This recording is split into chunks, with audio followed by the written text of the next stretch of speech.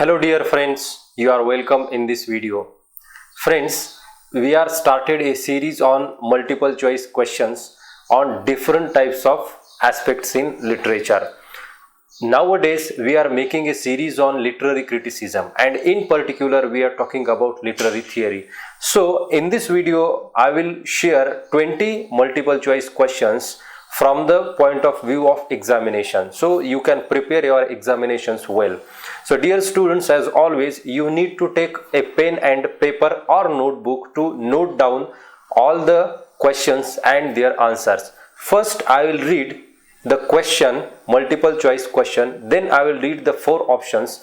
After that, you need to choose your own option which is correct as per your knowledge, and soon I will tell the answer of the same question after reading question, its options and then answer. So just you need to write down, for example, question number 1, and in front of question number 1 just write down your option A, B or C, and then I will tell you answer. And in this way you have to mark all the 20 questions, and after 20 questions just you need to calculate your score. Just we have kept a criteria for qualifying of this small test of 20 MCQs. So you need to score 50%, means every question has given 2 marks, means there are 40 marks. Out of 40 marks you have to score 20 marks. So this will be the agenda of this video, or you can have multiple choice questions in this different manners. So dear students, let's talk about, this is literary theory part 1, and in this part we have covered a few theories like theory before theory. It's an essay by Peter Barry. Then we will also cover structuralism and post-structuralism or deconstruction. So let's jump onto the screen and have multiple choice questions. So dear students, here we are going to cover literary theory. This is part first, theory before theory, structuralism and post-structuralism or deconstruction. Simply, here we have very first question. I will read the question and then options. Just you need to mark number 1, and in front of that number 1 your answer or your option. So here is the first question. When English was first taught as a degree subject in England? And we have options: A, in 1428, B, in 1528, C, in 1828, and D, in 1928. So when English as a subject started in England, you have to answer this question. So please mark down your answer, your option, and here the correct option is C, in 1828 English was first taught as a degree subject in England.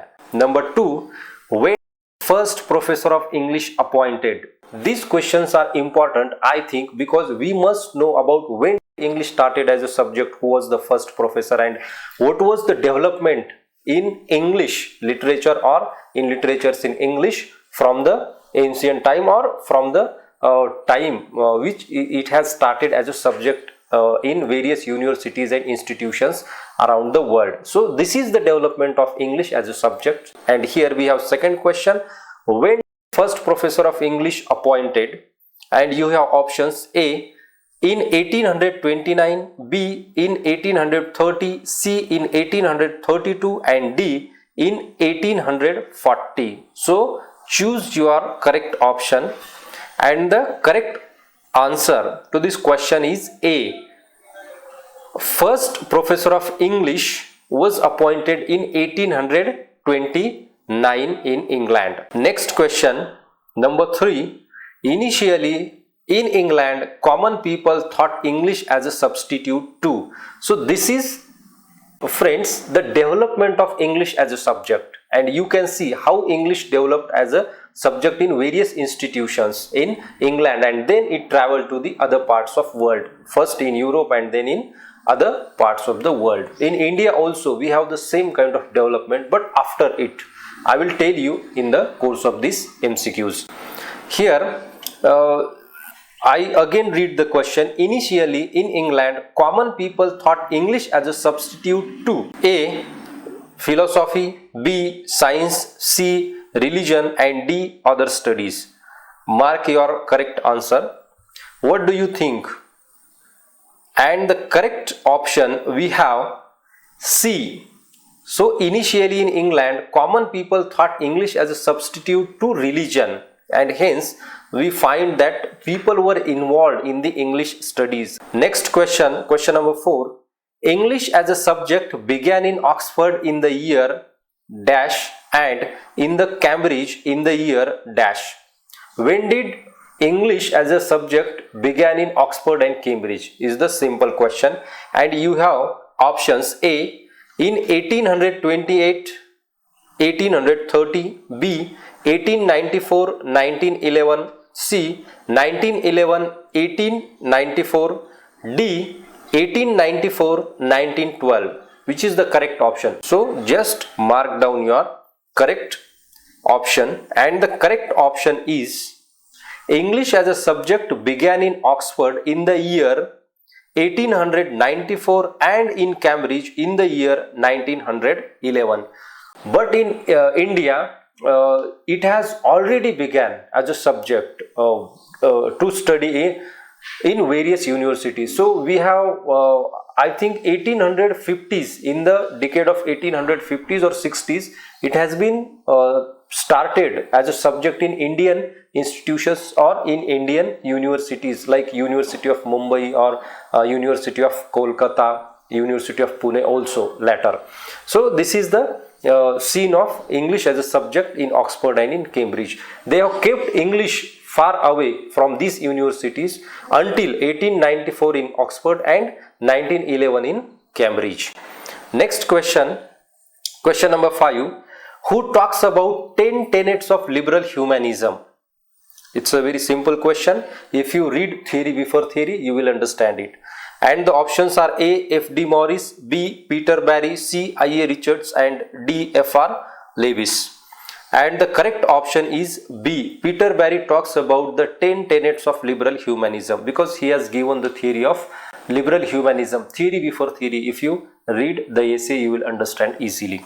So here I would like to show you, this is the book written by Peter Barry, and in this book he talks about liberal humanism. We have a very essay called Theory Before Theory. It's a very good essay. It states the development of English as a subject and also literary criticism. So you can read this Peter Barry. I have this is third edition of Beginning Theory by Peter Barry. Next question. Question number 6 dash finally is the pioneer of the decontextualized approach to literature, which became the norm in Britain from 1930s to 1970s as practical criticism, and in America during roughly the same period as the new criticism. Who was the pioneer of this practice called practical criticism, and in America new criticism? You have options A. T.S. Eliot, B. F.R. Lewis, C. F.D. Morris, and D. I.A. Richards. So please note down correct option, and correct option is D. I.A. Richards is finally the pioneer of decontextualized approach to literature, which later became practical criticism, and in the same period in America it is called as new criticism. Next question. Question number 7. The touchstone method of analysis of a text is popularized by dash. Options are A. Matthew Arnold, B. I.A. Richards, C. F.R. Lewis, and D. T.S. Eliot. And the correct option is, you might know about this touchstone method. A. Matthew Arnold popularized this method or pioneered this method called touchstone method of analysis of a text in literary criticism. Next question, question number 8. Here we have a quotation. Politics is pervasive, language is constitutive, truth is provisional, meaning is contingent, human nature is a myth. Who said this? If you again, I would suggest you please read this Beginning Theory by Peter Barry and his essay called Theory Before Theory. You will understand theory a lot. So it has given in a simple language in this text. Now again, the options available here are A. F. D. Morris, B. Peter Barry, C. I. A. Richards, and D. F. R. Lewis. Who said this statement? So the correct option is B. Now this statement has been said by Peter Barry, and the correct option here we have B. And this is again said in the book called Theory Before Theory, which is composed by Peter Barry. Just I shown you. Next question. Question number 9. The intellectual movement of structuralism began in dash. Where this movement began and in which year? So here you have options A. Italy in 1950s, England in 1960s, America in 1970s, and D. France in 1950s. The intellectual movement of structuralism. And the correct option here we have D. Intellectual movement of structuralism began in France in the year or decade 1950s. Next question, question number 10. Structuralism first seen in the works of dash. In whose works this structuralism have been seen for the first time? Here you have options A. Claude Lévi-Strauss and Roland Barthes, B. I. A. Richards and F. R. Lewis, C. F. R. Lewis and T. S. Eliot, and D. T. S. Eliot and Peter Barry. And please note down your correct option, and the correct option is A. Claude Lévi-Strauss and Roland Barthes. This structuralism first seen in the works of these two scholars, Claude Lévi-Strauss and Roland Barthes. Let's move to the next question. Question number 11.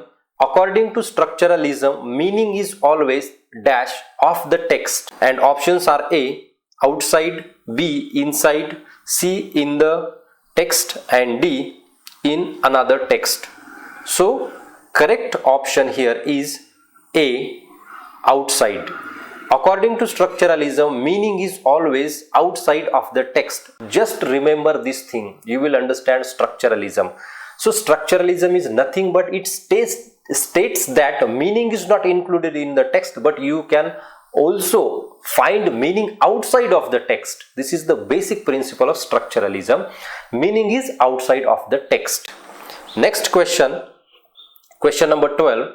The roots of structuralism are found in the thinking of dash, and options are A. Matthew Arnold, B. T. S. Eliot, C. Ferdinand de Saussure, and D. William James. Though we have talked about this structuralism was first found in the works of Claude Lévi-Strauss and Roland Barthes, but it is already found in the thinking of a particular scholar. And who was that scholar? Here is the question. And we have options A. Matthew Arnold, B. T. S. Eliot, C. Ferdinand de Saussure, and D. William James. And the correct option here we have C. Ferdinand de Saussure. In the thinking of this scholar, linguist, actually he was a linguist, we found the roots or the very things of structuralism in his thinking. So next question, question number 13. According to Saussure, meaning is dash to the objects or ideas in the mind. So this is the opinion of Ferdinand de Saussure. And we have options A. contributed, B. attributed, C. provided, and D. deleted. According to Saussure, meaning is dash to the objects or ideas in the mind. And the correct option here we have B. Meaning is attributed to the objects or ideas in the mind. So this is the very principle stated by Ferdinand de Saussure, that meaning is attributed to the objects or ideas. Next, number 14. Who used the term langue and parole to signify language as a system? This is very famous in structuralism. You can understand the langue and parole. These are two terms, and who propounded these two terms? Here we have options A. Ferdinand de Saussure, B. Jacques Derrida, C. Jacques Lacan, and D. none of the above. So note down the correct option before question number 14. And the correct option is A. For the first time, Ferdinand de Saussure used these terms langue and parole to signify language as a system. Let's move to the next question. Question number 15. Who wrote Structuralist Poetics in 1975? This is a famous text in structuralism. And who wrote this text? We have options: A. Matthew Arnold, B. T.S. Eliot, C. Ferdinand de Saussure, and D. Jonathan Fuller. So with this text we can understand structuralism, because here we found the whole process of structuralism, how to decode meaning, what are the examples, different types of things are included in this text. It is a famous text, Structuralist Poetics. So it also states the very roots of structuralism. And who composed this text? We have 4 options. Please note down the correct option, and the correct option is D. Jonathan Fuller composed this text called Structuralist Poetics. There are many texts, but this text is more famous. Next question, question number 16. Dash and dash are the 2 scholars closely associated with post-structuralism or deconstruction. Who were closely associated with post-structuralism or deconstruction? We have options: A. Roland Barthes and Jacques Derrida, B. Jacques Derrida and Saussure, C. Roland Barthes and Saussure, and D. Jacques Lacan and Derrida. And the correct option is A. Roland Barthes and Jacques Derrida are the 2 scholars who closely associated with post-structuralism. Next question, question number 17. Who wrote The Death of the Author? This is also one of the famous books in the literary criticism. And who composed this book called The Death of the Author? This states the deconstruction, theory of deconstruction. And options are: A. Ferdinand de Saussure, B. Jacques Derrida, C. Jacques Lacan, and D. Roland Barthes. So please note down correct option. And correct option is D. Roland Barthes composed this famous essay called The Death of the Author. Next question. Who wrote Of Grammatology? Again, this is next significant book in the deconstruction. Who composed this book called Of Grammatology? And we have options: Matthew Arnold, B. T.S. Eliot, C. Jacques Derrida, and D. Jonathan Fuller. Please note down the correct option. And the correct option is C. Jacques Derrida composed Of Grammatology. Actually, it is composed in French. Then it has been translated by Gayatri Chakravarti Spivak, an Indian scholar, in English, and the same translation also became famous in literary circles. Next question, question number 19. Who is the author of the essay The Structural Analysis of Narrative? So who composed this essay called The Structural Analysis of the Narrative? Options are: A. Roland Barthes, B. Jacques Derrida, C. Ferdinand de Saussure, and D. Jacques Lacan. Please note down correct option before question number 19. And the correct option is A. Roland Barthes composed this essay, The Structural Analysis of Narrative.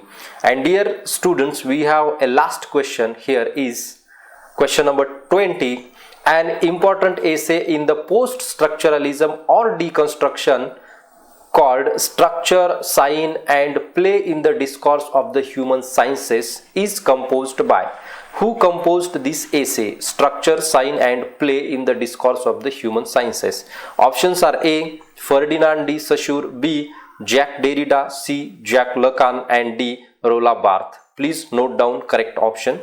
And this essay has been composed by Jacques Derrida. Actually, this has become an essay later. First, it was a lecture. He delivered this lecture in 1966, I think, in an institution called Structure, Sign and Play in the Discourse of Human Sciences, and then it has been